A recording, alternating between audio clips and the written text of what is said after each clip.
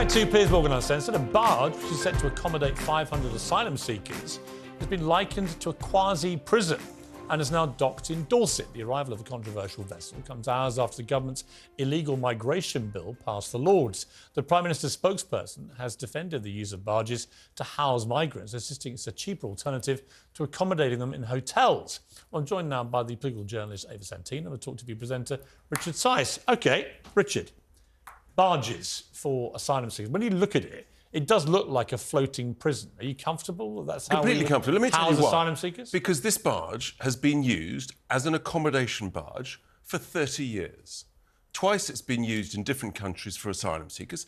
It's been used for construction workers for offshore wind farms. It's been used in Shetland in Scotland for the construction workers for a gas plant. I don't recall hearing Alex Salmond or Nicola Sturgeon complaining back then when it was working towards their economy. This is a sensible... Such a ridiculous false equivalence. It's not a false equivalence. No, it's exactly right. Though. It's been used by construction workers. Who were there by choice. Like they weren't fleeing war and persecution, were they? We know that many of these are economic migrants, and they made the choice to come here, Ava. So that completely it's so dull I tell you what, having this it's argument not dull. because you it's not dull at all. No, because you're so just, why is it appropriate for construction workers but not appropriate for people who've come across the English Channel? Because firstly, they were there by choice, and secondly, the reason that these people have come here by their own choice. They could have stayed in the safe country of France. To use this barge is because it looks intimidating and it looks unappealing. Absolute nonsense. Yes, it's been used as an accommodation barge for 30 years, all right. and no one's complained. Okay, I tell you what, I'm going to make an offer. Why don't we suggest? I'll go down to the barge. Here's my response to you. It comes out. They've doubled the number of people on the barge to what it's normally housing. So that's a fact. That's actually not true. It's not true? No, that's not true. I'm told that is true. I'm told that's not true. What's your source that it's not true? It's been used over 30 years. Well, apparently they've doubled it for the asylum seekers. So yes. There've been twice as many people on it. But it was originally used as asylum seekers in the Netherlands and elsewhere with the same sort of number. This is its maximum capacity. You don't know that. I do know that because I checked it up today. I don't. Here's my offer. Let's go down jointly. Let's go and stay for a couple of nights and see what it's like. That's a good idea. I tell you what, we could live using their good Wi-Fi. We could come on your show. That's a great idea.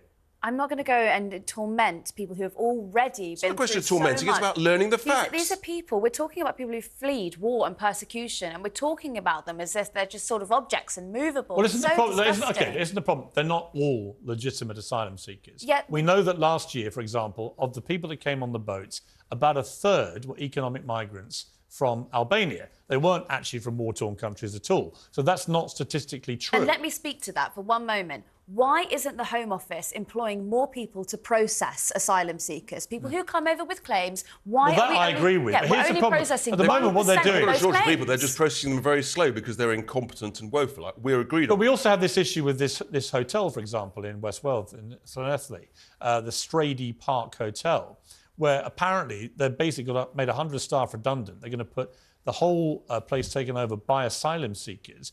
And local residents have gone completely nuts about this. And I can understand why they'd be concerned about that. That can't be right either.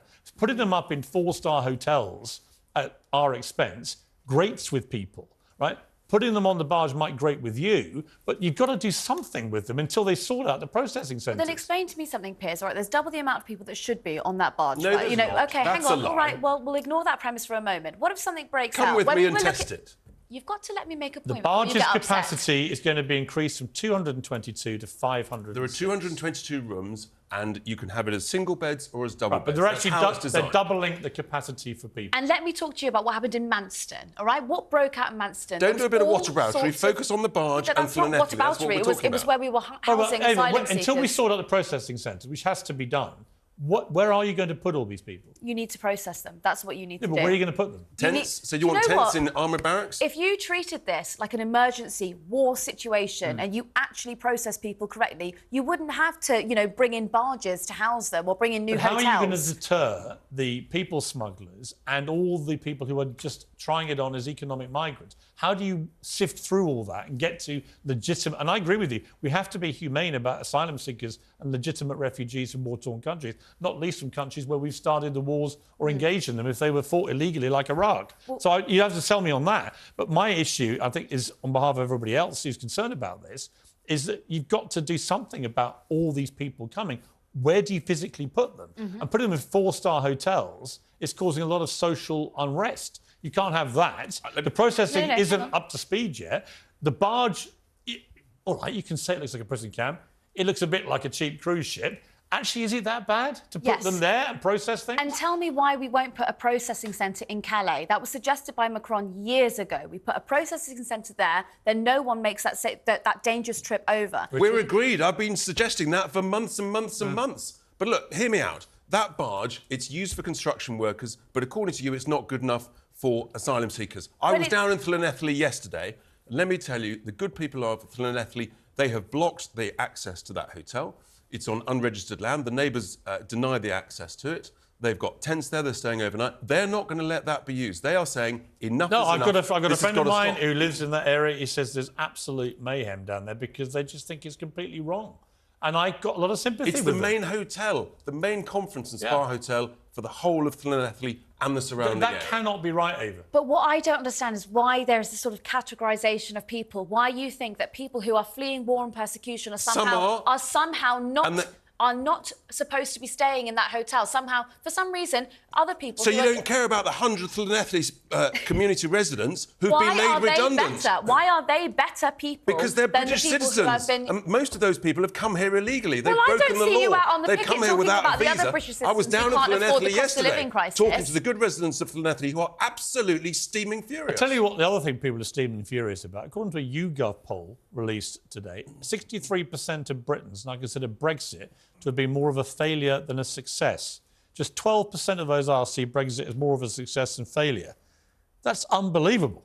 I mean, that is heading to the point where... It's not unbelievable, Piers. What it is a reflection of the fact that most people recognise that this government hasn't taken advantage of the opportunity. If you talk to Brexiteers who voted for Brexit, they don't regret the vote. What they're disappointed with is the government hasn't taken advantage of it. Last year we had a net positive migration of 600,000 people. We're now appealing for construction workers to come into the country from other countries.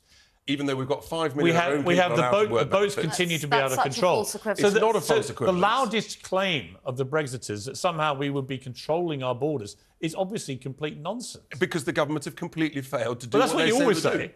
But because I'm not in charge. If I was in charge, it would be very different. They've been trying everything, but Brexit... They haven't tried everything. They deliberately created... They deliberately created a low-skilled, open borders visa policy. At what point do you accept Brexit hasn't worked? I say that as somebody, by the way, I voted Remain, but I then stuck my neck out and said I absolutely honour the result of the referendum. I attacked the Remainers who didn't. I said democracy depends on accepting the results of these votes.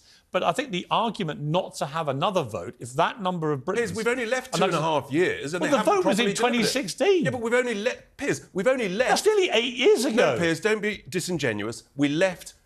in trade terms, at the end of 2020, I tell you what, if I was in charge, it would be a great success. No, you wouldn't, because you wouldn't have a trading agreement with the largest trading bloc. We've got a trade agreement with the largest trading bloc, but you right? can't. We've just signed another one with an even bigger trading zone in Asia, the fastest-growing trading zone. It's almost like talking. It's like there's no point in speaking because obviously you know that exporters are now facing all of this red tape. They're fighting to get their products into Europe and they're paying extortionate fees to do it. You know that. Isn't it? What you don't know, because you haven't done the research, is that our trade figures, we're actually exporting more in value terms than we were at the end of 2016 or at the end of 2020. You don't know that because you haven't done the research. But you know what, Richard? The truth is, that reflects my own anecdotal chats with people. And it's not that they feel that they were betrayed or lied to, any of those things which the Ramonas love to say, although there's some argument, I think, on both sides were disingenuous. It's just they just feel it's not working. And they feel that after a pandemic and a financial crisis and a war in Europe, the last thing we need is to be pouring fuel on our own wounds. And they feel that's what we're doing. It's not working. So my question is, at what point does Brexit need to work to justify not having another referendum? What the government of the day who fought for this, as I did, but I'm not the government of the day, they've got to take advantage of the opportunities You've got to get rid of the daft regulations. You've got to cut government waste and cut taxes for people. And you've got to go through it. And you've got to control your borders. And they've deliberately opened the borders. Why did Boris Johnson, the man who led the Brexit charge, why didn't he do all this? Very good question. Because we need to ask him. Get him in here and ask him, it. because he hasn't done it. The Tory government... The Tories have they won the utterly failed 2019 to take election on the advantage. back of getting Brexit done. And they haven't done it because It was they're weak, oven-ready incompetent deals. and It was feeble. all done and dusted. It was all easy. That's turned out to be a total disaster. It hasn't turned out to be a total disaster, Piers. Let's just remember the Eurozone is in recession. So I don't know why everybody seems to think they're a massive success story like Ava. Germany is in recession. We're going to outperform Ava, do you think we should have another referendum? Tony Blair thinks it's too late and that basically the damage is done and to go back in is too painful. I think it's too tough might be of a right. question. But I mean, clearly this isn't working. I mean, clearly we need to have some kind of access to the market in Europe. It's absurd. I would just like... Just clarify, right? The Eurozone is in recession. We're not. So we're actually doing better than the Eurozone. So actually most analysts do say that we are in recession. We just haven't declared we might be heading recession. towards one. I've got a timeout. We've run out of time. The debate will continue until or if Brexit works. I'm not holding my breath, Richard. Sorry, mate. I'm not holding my breath. It will if I'm in charge. Good to see you both. Well, you make it. You have to get elected first. Correct. That's what I'm planning to do. Well, good luck. If you do, come back on the show.